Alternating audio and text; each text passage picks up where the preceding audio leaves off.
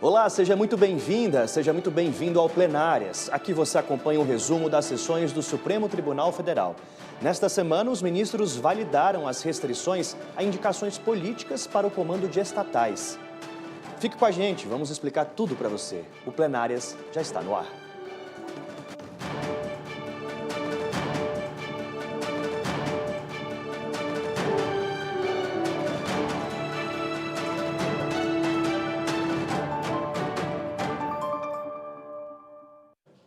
Eu sou o Daniel Adjuto e juntos vamos acompanhar os destaques da semana. Aqui comigo, nossa consultora jurídica Gisele Reis. Oi, Gisele. Olá, Daniel. Vamos lá para poder dizer tudo o que aconteceu no Supremo Tribunal Federal, em especial no plenário do STF, durante esta semana, um julgamento importante envolvendo aí as empresas estatais. E olha, antes de a gente trazer os julgamentos da semana, nós vamos falar sobre a situação de calamidade que o Rio Grande do Sul enfrenta. Nesta semana, o presidente do Supremo Tribunal Federal, o ministro Luiz Roberto Barroso, participou de uma reunião no Palácio do Planalto em prol da reconstrução do Rio Grande do Sul. O ministro detalhou a ajuda do Poder Judiciário de todo o país ao Estado. As informações com o repórter Pablo Lemos. Na reunião, o governo federal, o Poder Judiciário e o Congresso anunciaram as medidas de socorro ao Rio Grande do Sul. Participaram também ministros de Estado e presidentes de empresas públicas que vão poder contribuir com o plano de reconstrução. O presidente do Supremo, ministro Luiz Roberto Barroso, apresentou as contribuições do Judiciário para a região, como a transferência de recursos de depósitos judiciais referentes às penas pecuniárias, que são pagas em substituição às penas privativas de liberdade. Nós conseguimos localizar, até agora, aproximadamente 100 milhões de reais e, portanto, já conseguimos transferir para a Defesa Civil do Rio Grande do Sul exatamente 94 milhões de reais até a noite de ontem. Portanto, todos os depósitos judiciais cuja destinação é relativamente discricionária, relativa às penas pecuniárias, estão sendo transferidos por recomendação do Conselho Nacional de Justiça, por ato meu, para a Defesa Civil do Rio Grande do Sul. Outra colaboração do Poder Judiciário anunciada por Barroso foi a suspensão de prazos processuais e de ações em que atuam advogados com registro na OAB do Estado gaúcho. Todos esses prazos estão suspensos porque os sistemas de funcionamento dos processos eletrônicos do Rio Grande do Sul não estão funcionando. E instituir no Conselho Nacional de Justiça um comitê de apoio e monitoramento para nós podermos ajudar em tudo que diga respeito ao Poder Judiciário em colaboração com os outros poderes. O presidente do Supremo finalizou dizendo que espera transferir ainda mais recursos ao Estado, com mais de 420 municípios afetados pelas enchentes. Eu tenho estado em contato com o presidente dos tribunais sediados em Porto Alegre. A situação realmente é dramática do ponto de vista humano, do ponto de vista social, do ponto de vista econômico. Há emergências e depois vai vir a reconstrução. Também nesta quinta-feira, o Conselho Nacional de Justiça antecipou o lançamento de serviços emergenciais para o Rio Grande do Sul. O Tribunal Regional Federal e o Tribunal Regional do Trabalho, ambos da 4ª Região, vão poder utilizar algumas funcionalidades do portal de serviços do Poder Judiciário para acessar as demandas processuais, devido ao desligamento do Centro de Processamento de Dados desses tribunais por causa da tragédia. A antecipação do acesso às informações só foi possível por conta do desenvolvimento da plataforma digital instituída em 2020.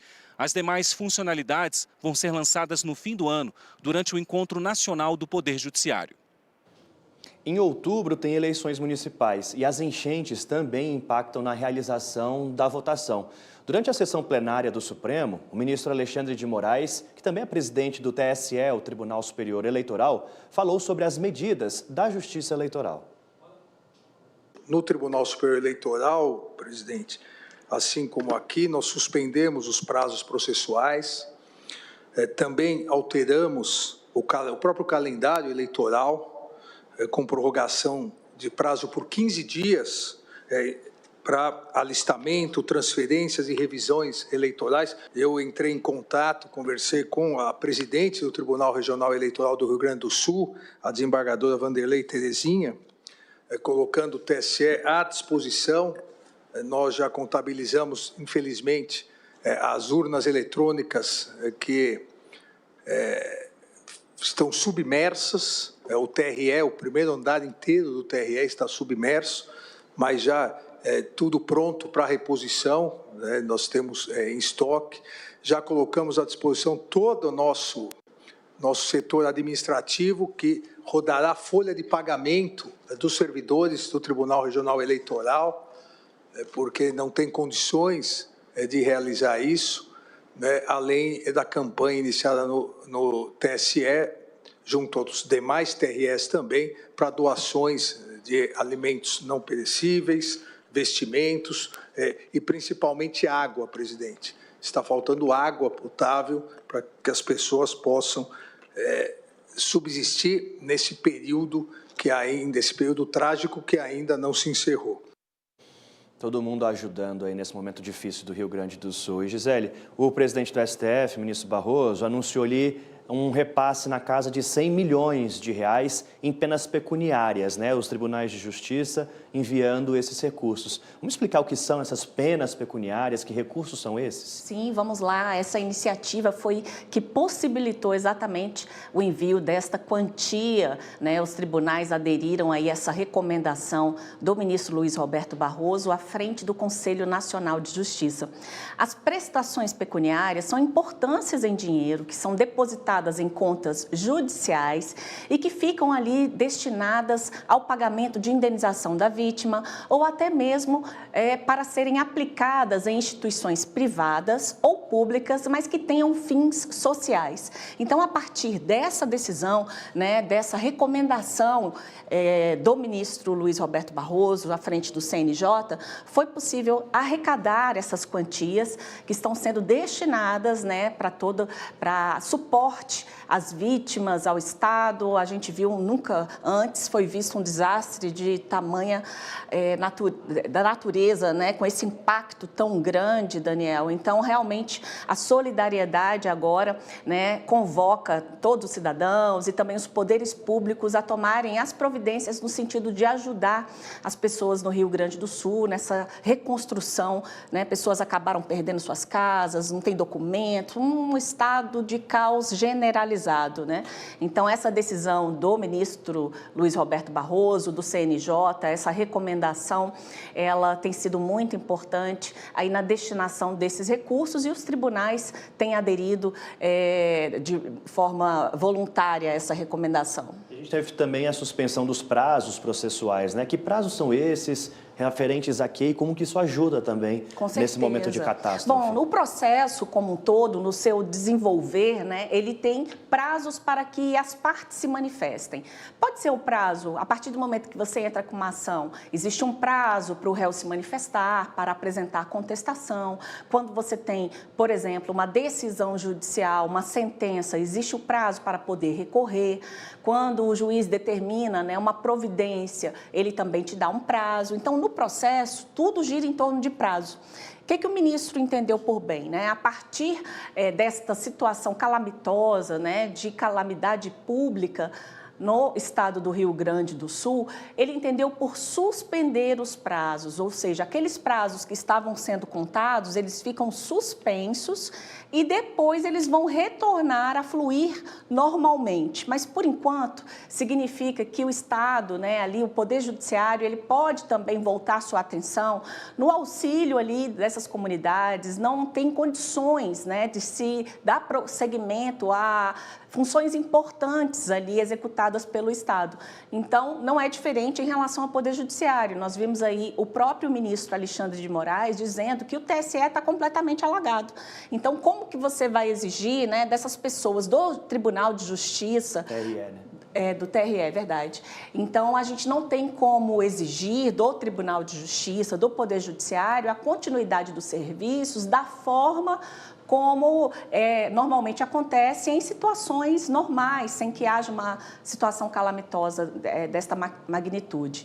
Então, os prazos processuais, né, aqueles que são destinados às partes cumprirem, eles estão suspensos. Isso vale para os prazos do Poder Judiciário do Estado em relação a advogados que têm inscrição no Rio Grande do Sul. Aí. E, gente, o Ministério Público Federal do Rio Grande do Sul também foi atingido pelas fortes chuvas no estado. Para não interromper o atendimento aos cidadãos, o contato agora é pelo WhatsApp e pelo site. As imagens mostram como ficou o prédio do Ministério Público Federal no Rio Grande do Sul depois dos temporais que provocaram o aumento do volume dos rios que cercam a região. Tanto a entrada principal quanto os corredores da instituição ficaram alagados. Para amenizar o prejuízo no atendimento ao cidadão, o MPF no estado vai atender a população pelo WhatsApp de segunda a sexta-feira, entre meio-dia e 7 da noite. Além disso, o canal MPF Serviços na internet também segue disponível. O último balanço divulgado pelo governo do Rio Grande do Sul mostra que pelo menos 1.400.000 pessoas em 397 municípios foram afetadas pelos temporais.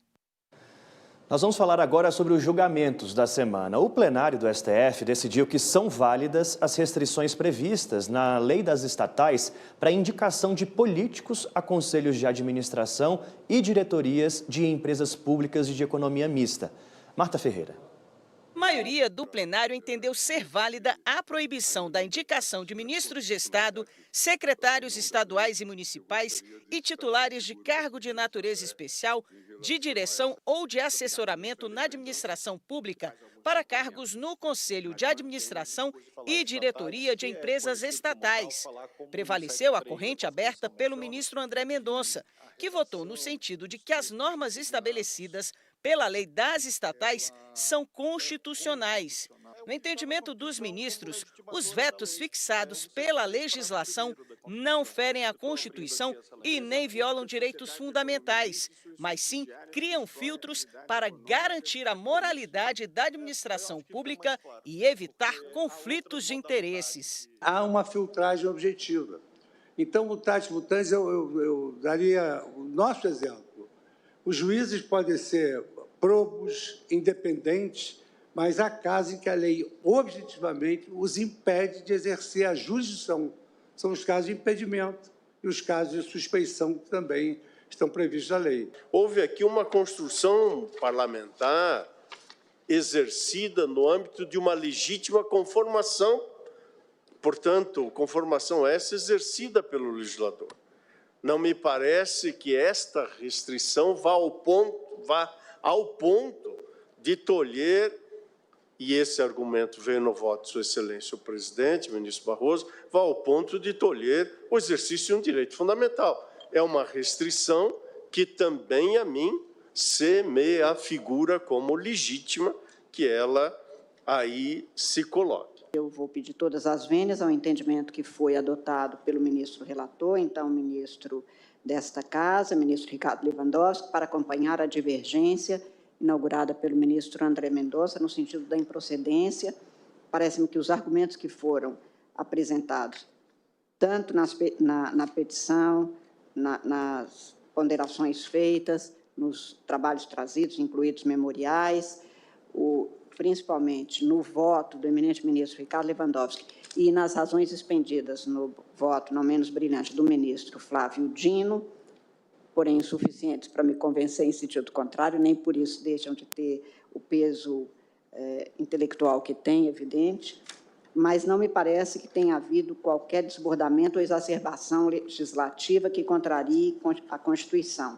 Acabou vencido o posicionamento do relator, o ministro Ricardo Lewandowski, que antes de se aposentar em caráter liminar, suspendeu trechos da lei. Ele suspendeu parcialmente a vedação, considerando possível a indicação para estatais de ministros de Estado, secretários estaduais e municipais e outros ocupantes de cargos. No entendimento do ministro, embora voltadas para evitar suposto aparelhamento político das estatais, as restrições estabeleceram discriminações desproporcionais contra pessoas que atuam na esfera governamental ou partidária. Os ministros ainda avaliaram a proposta do ministro Dias Toffoli, que defendeu que as nomeações feitas durante a vigência da liminar de Lewandowski continuem valendo. O argumento é que a manutenção é válida para evitar instabilidades e inseguranças para a administração pública. O plenário se manifestou a favor dessa sugestão. Também foi questionada a indicação de pessoa que atuou nos últimos 36 meses como participante de estrutura decisória de partido político ou em trabalho vinculado à organização, estruturação e realização de campanha eleitoral. Os ministros Flávio Dino e Gilmar Mendes votaram contra essa quarentena. Mas a maioria do plenário votou pela constitucionalidade desse dispositivo, validando a necessidade de afastamento por 36 meses do cargo para assumir a diretoria ou conselho de administração nas estatais. Gisele, aqui nesse julgamento a gente viu uma situação curiosa para a gente conversar agora. O ministro Ricardo Lewandowski havia dado uma decisão liminar, até flexibilizando a lei das estatais e permitindo que alguns políticos assumissem cargos de direção e em conselhos de administração. Com esse julgamento de hoje, que torna, olha, não pode mesmo, por que essa liminar foi mantida, né? As pessoas que estavam ali, que ocuparam esses cargos, vão continuar nessas funções e não vão deixá-las? Os ministros, eles modularam os efeitos da decisão, né? No sentido de que as pessoas que assumiram esses cargos, né? Porque elas foram nomeadas com base em uma liminar de um ministro do Supremo Tribunal Federal que autorizou, né, que fosse possível fazer a nomeação de ministros de Estado, como aconteceu no BNDES, como aconteceu na Petrobras. Então, como essas nomeações foram realizadas sob o manto de uma decisão judicial do Supremo Tribunal Federal, ao assumirem os cargos, eles assumiram de boa fé e estavam ali firmados, calcados numa decisão judicial. Portanto, os ministros entenderam que políticas públicas começaram a ser estabelecidas a partir desses gestores e que não seria possível, né, a partir do início dessas políticas públicas, ter uma descontinuidade, né, daquela linha de trabalho que já vinha sendo desenvolvida. Então, por uma questão de boa fé, de segurança jurídica, né, eles entenderam que, em relação aos atos praticados, todos eles são válidos, porque foram atos praticados em razão de nomeações feitas sob o manto de uma decisão judicial. Mesmo sendo uma decisão liminar, uma decisão provisória, ela estava vigente até decisão em contrário do Supremo Tribunal Federal. Então, levaram muito em consideração essa questão relacionada à boa-fé de quem assumiu, a decisão liminar do ministro Ricardo Lewandowski, a questão da continuidade de políticas públicas e entenderam que são válidos os atos praticados até então, é válida a nomeação que foi feita, mas não pode haver mais nomeações, Daniel. Ou seja, o que aconteceu, as nomeações que foram feitas, elas permanecem, eles vão continuar ocupando o cargo até o fim ali do mandato, mas havendo uma nova Assembleia, as novas nomeações deverão respeitar a legislação, né, da Lei das Estatais, que é de 2016, que foi declarada constitucional nesses trechos que estavam sendo questionados aqui no STF. Então, foi basicamente por esta razão de respeito ao ato jurídico perfeito, ou seja, tudo aquilo que já foi realizado, todas as determinações. Inicialmente, teve uma posição do ministro André Mendonça no sentido de que eles deveriam sair e que deveriam ter novas nomeações, mas por uma sugestão, né, do ministro Dias Toffoli, que acabou sendo acompanhado pela maioria nesse aspecto, entenderam por bem validar os atos, validar as nomeações e vedar novas nomeações em razão da declaração de constitucionalidade da legislação. Maravilha. E, gente, no próximo bloco, apreendido, menor de idade apreendido pela polícia, pode ser algemado? Não sai daí que a gente volta já já. Logo depois do intervalo eu te respondo.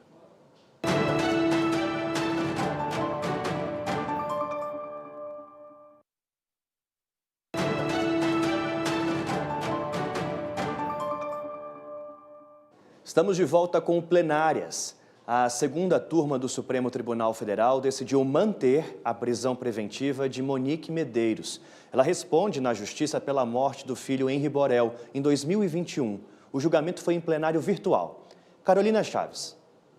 A defesa de Monique Medeiros pedia no Supremo para converter a prisão preventiva por prisão domiciliar, alegando que ela estaria sofrendo ameaças. O ministro Gilmar Mendes, relator do caso, pediu esclarecimentos à Secretaria de Administração Penitenciária e a informação foi que Monique participa de reuniões religiosas, banho de sol e tem acesso à leitura nos horários diferenciados das demais presas. A prisão preventiva de Monique Medeiros foi decretada em julho do ano passado pelo ministro Gilmar Mendes, depois que ela descumpriu medidas cautelares que haviam sido impostas para que a acusada aguardasse o julgamento em liberdade. Monique estaria atrapalhando as investigações ao perseguir testemunhas e propagar informações falsas sobre o caso. De acordo com a jurisprudência do STF, esses são motivos suficientes para decretar a prisão. O ministro Gilmar Mendes considerou a gravidade dos crimes e a necessidade de garantir a aplicação da lei penal. No julgamento em plenário virtual, além de manter a prisão preventiva, o ministro recomendou celeridade no julgamento pelo Tribunal do Júri, no Rio de Janeiro. A decisão de Gilmar Mendes foi seguida por todos os ministros da segunda turma. Monique e o ex-vereador Jairo Souza Santos Júnior estão presos no complexo de Jericinó, em Bangu, zona oeste do Rio. Henri Borel, de 4 anos, foi morto no dia 8 de março de 2021, no apartamento onde morava com a mãe e o então padrasto. De acordo com a perícia, Henri morreu por hemorragia interna e laceração de órgãos, provocadas por agressões que sofria do padrasto. Monique responde por homicídio triplamente qualificado, tortura, fraude processual, falsidade ideológica e coação no curso do processo.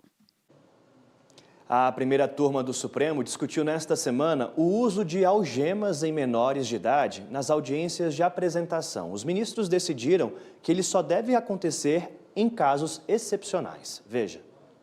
A discussão chegou ao Supremo por meio de uma reclamação apresentada pela defesa de uma adolescente apreendida no município de Sapucaia, no estado do Rio de Janeiro, em julho do ano passado. Segundo o processo, o juiz manteve a adolescente algemada durante a audiência de apresentação. Ela respondia por ato infracional análogo ao tráfico de drogas. A defesa alega violação à súmula 11 do STF, que entende que é lícito o uso de algemas apenas em situações excepcionais. Assim, pediu que o juiz seja impedido de impor o uso de algemas em futuras audiências, além de pedir para anular a audiência da jovem. O caso foi analisado pela primeira turma sob a relatoria da ministra Carmen Lúcia. Ela destacou que o uso de algemas é uma medida grave e que as circunstâncias para aplicação devem ser justificadas. A defesa pediu a retirada das algemas. Este é um dado que, quando nós discutimos para formular o enunciado da súmula, nós dizemos, se houver, inclusive, uma requisição, é preciso sempre que seja motivado. Se houver uma requisição, é preciso que essa motivação seja suficiente para que se tenha, portanto, a objeção a um ato da defesa. No caso concreto, o pedido foi negado. Os ministros entenderam que ficou comprovada a necessidade do uso, porque a adolescente apresentou comportamento agressivo. A ministra Carmen Lúcia chamou a atenção de que outras reclamações sobre o tema chegam ao Supremo. Assim, apresentou algumas propostas. A apreendido o menor, não sendo caso de sua liberação, seja ele encaminhado ao representante do Ministério Público competente, nos termos do artigo 175 do Estatuto da Criança e do Adolescente, que deverá avaliar e se manifestar sobre eventual necessidade de utilização de algemas que possa ter sido apresentada pela autoridade policial que estiver realizado a diligência em questão. B, que nos termos do parágrafo 1º do artigo 175 do Estatuto da Criança e do Adolescente, não sendo possível a apresentação imediata do menor ao Ministério Público, seja ele encaminhado para a entidade de atendimento especializado, que deverá apresentá-lo em 24 horas ao representante do Ministério Público. C, nas localidades em que não houver entidade de atendimento especializado para receber o menor apreendido, fique ele aguardando a apresentação ao representante do Ministério Público em repartição policial especializada e, na falta deste, em dependência separada da destinada a maiores, que é a expressão do parágrafo 2º do artigo 175 do Estatuto da Criança e do Adolescente, não podendo assim permanecer por mais de 24 horas. A turma, por unanimidade, seguiu o voto da relatora, estabelecendo os critérios específicos para os casos envolvendo adolescentes. Além disso, as propostas serão encaminhadas ao Conselho Nacional de Justiça para a adoção de providências. Gisele, a gente viu esse caso tratando das algemas, do uso delas nas audiências de apresentação. E o STF já tem também um entendimento sobre isso. Agora, quando o menor é apreendido, também é em casos excepcionais que se deve usar algemas? Sim, sempre em casos excepcionais, Daniel. A algema, a prisão, a apreensão são situações que só devem acontecer em casos excepcionais, mesmo diante de uma situação de flagrância, né?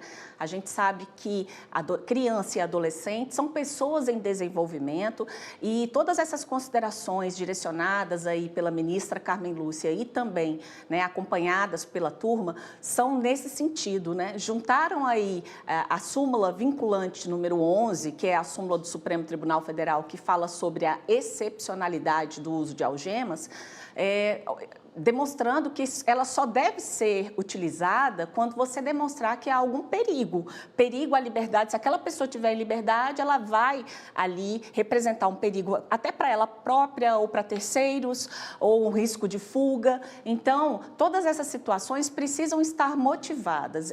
Na hipótese da prisão em flagrante, da apreensão ali também num caso de flagrância, também se analisa a necessidade, a proporcionalidade da medida, até porque você está diante de um ambiente controlado, né? Você tem policiais armados e, normalmente, quem está ali do outro lado, né, no caso de uma prisão ou de uma apreensão, essa pessoa provavelmente não estará armada. Então, essa regra ela vale em qualquer situação, lembrando que sempre deverá ser encaminhado ao Ministério Público para avaliação e ficar separado dos adultos, né, exatamente por conta dessa situação de pessoa em desenvolvimento.